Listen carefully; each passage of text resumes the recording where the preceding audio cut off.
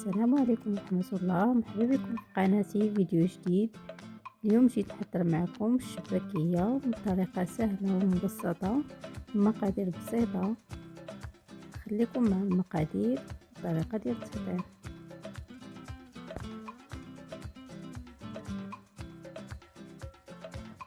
المقادير كنحتاجو كاس ديال الزيت مع مرش، كاس ديال الزبدة مع مرش حتى هو، كاس ديال المزهر، وكاس وربع ديال الماء، ملعقه صغيره ديال المسكه حره مع مراش حتى هي، صفار بيضاء، ملعقه كبيره ديال الزنجلان، ملعقه كبيره ديال القرفه، ملعقه كبيره د حبه حلاوه، وملعقه كبيره ديال النافع، ملعقه صغيره ديال الملح مع مراش حتى هي، والدقيق كيلو و100 غرام. انا درت كيلو 100 غرام. خماره ديال الحلوى والزعفران، يمكن لكم تستعملوا الزعفران شعره. الطريقه ديال التحضير، انا كنبدا بالنواشف هما الاولين. كناخذ الطحين يكون مغربل مزيان، الطحين الاحسن يكون ماركه مزيانه ماشي الطحين العادي. كنضيف عليها النافع وحبه حلاوه، معلقه مملوءه جيدا كبيره، والملحه،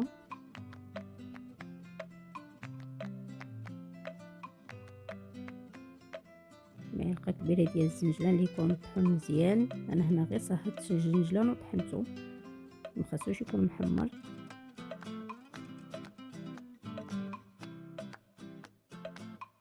معلقه ديال المسكه حره مع مراش،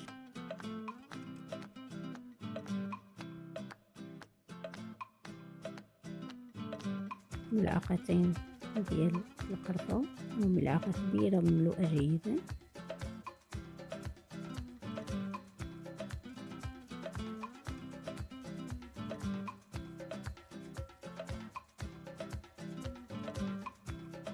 كاس ديال الزيت مع مرش، وكاس ديال الزبده. يمكن لكم تخلطوا حتى الزيت البلديه مع الزبده، ديروا نص زبده ونص زيت بلديه، وغادي نخلط الكل جيدا.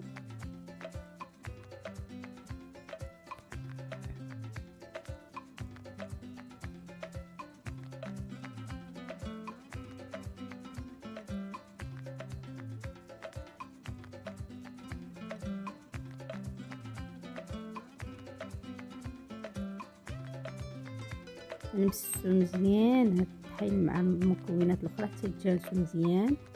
حتى المرحله المهمه خاص كلشي المقادير يتخلطوا مزيان، يترمل مزيان. ومن بعد غادي نضيفو السوائل. هنا انا ضفت كاس ديال المزهر مع الزعفران، وربع كاس ديال الخل، تقريبا 2 معالق كبار، مع صفار البيض وخماره د الحلوى. وغادي نجمع بكاس ديال الماء. انا هنا الخليط خدا لي كاس ديال الماء وربع. خاص العجين ديالنا يكون قاصح. الشباكيه شحال ما كانت قاصحه شحال ما كتجي هشيشه. الا كان العجين جاري رطب غادي تكون الشباكيه ديالكم قاصحه. انا كنقسم الخليط ديالي، كنديروه في بلاستيك غذائي كما كتشوفوا، وغادي نبدا بالخدمه. كناخذ العجين وكناخذ منه واحد القطعه تقريبا 2 ديال السنتيم، وكنحاول انني نسرحو مزيان. كما كتشوفوا العجين من بعد ما كيرتاح كيولي شويه رطب، مكيبقاش قاصح كما الاول. كنطلق العجين ديالي مزيان على هذا الشكل، ومن بعد كنبقى نطويه 2 3 ديال الطويات، و2 ولا 3 طويات من جهه اخرى، وكندير واحد فوق واحد. كنخشي العجينه ديالي ترتاح في البلاستيكه. ضروري ديما البلاستيكه العجين ديال الشباكيه باش ما كيقطعش. غنستمر على نفس الطريقه حتى كتسالي الكميه كامله ديال العجين اللي عندي. كنطوي كنعاود نطوي حتى الطويه ديال السمن تقريبا. كنحاول انني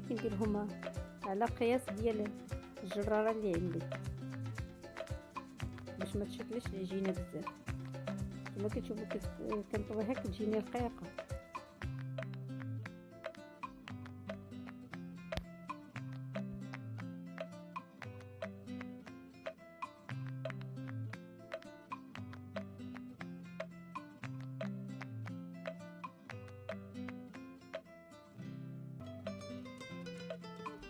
كناخد القطعه الاولى اللي كنت طويت، كنحاول نسرحها مزيان، ومن بعد كندوزها في العجانه. انا عندي العجانه كندوزها في رقم 3، كتجيني ما رقيقاش وما غليظاش بزاف، الحجم ديالها متوسط. انا الشباكيه ديالي ما كتعجبنيش تكون رقيقه بزاف باش تجي معلكه وهشيشه. كما كتشوفوا انا دوزتها في الماكينه، ومن بعد كناخد الجراره اللي خاصه بالشباكيه. انا كندوزها بيدي باش كتخرج لي السنينات مزيان، ميبقاش عندي مشكل ديال الشباكيه واش تقطعات ولا لا. كما كتشوفوا، وهذه هي الطويه اللي كنت ديجا شاركتها معكم في الشباكيه باللوز. كطوي على هذا الشكل هذا، وهي واجده. نعاود معكم مره اخرى.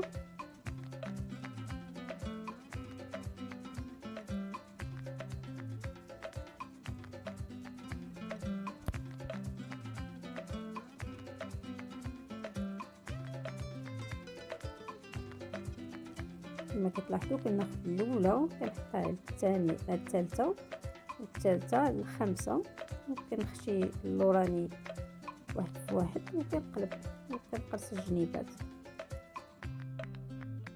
طريقه سهله جدا، كل وحده بالطريقه ديال التشبيكه ديالها اللي كتجيها سهله. انا كنفضل هذه. انا كنحاول انا نخدمها بشويه باش تبان لكم. سمحوا لي على التصوير شويه عيان، كتحبني راني شاده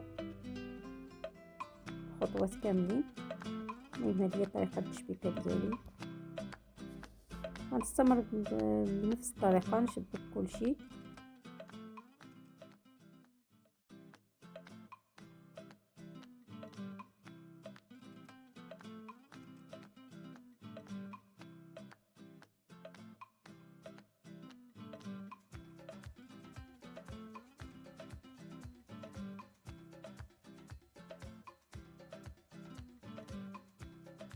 وهذه هي الشباكيه. يعني كنخليها لما كنسالي التشبيكه ديالي كنبدا نقلي. وهنا انا خدت الزيت ديالي كيتسخن، خويت انا اطرو ديال الزيت، وهذا العسل اللي كنت محضراه، العسل خاصو يكون ثقيل ديال الشباكيه. انا ديجا حضرت معكم الطريقه ديال تحضير العسل. وهنا غنبدا بالقلي. خاص الزيت تكون سخونه مزيان، والنار تنقصوا لها حتى الاخر. انا كنخدم بالنار نيته العافيه كاع حتى للطرف، باش الشباكيه ديالي تاخذ حقها في الطياب، ما تحمرش وتبقى من الداخل خضره.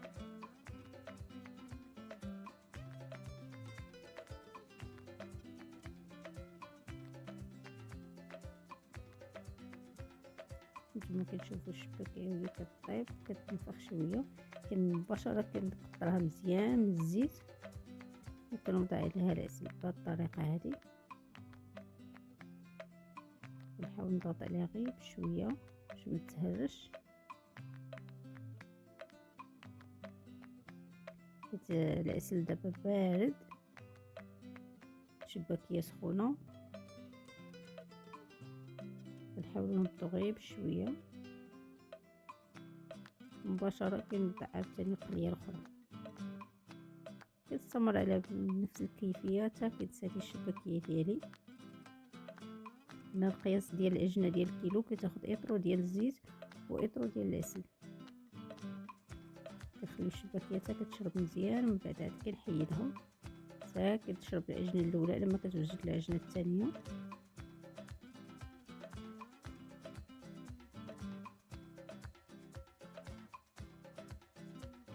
وهذه هي الشباكيه ديالي. من بعد ما كنسالي كتجي هشيشه ومعلكه من الداخل. نتمنى تجربوها وتعجبكم. شكرا لكم على المتابعة.